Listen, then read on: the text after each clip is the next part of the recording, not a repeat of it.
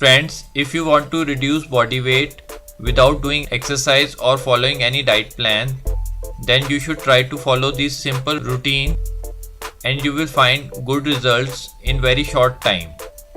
As we all know that drinking hot water in morning have many health benefits.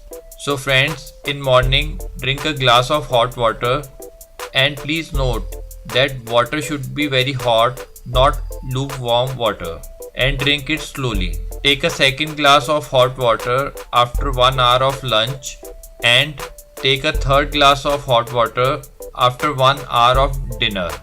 Friends, if you continue this simple routine for few days, then you will see good results and start reducing body weight and fat very easily.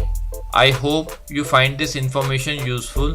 If you like the video, then press on like button and don't forget to subscribe our channel and press on bell icon to receive email notifications free of cost.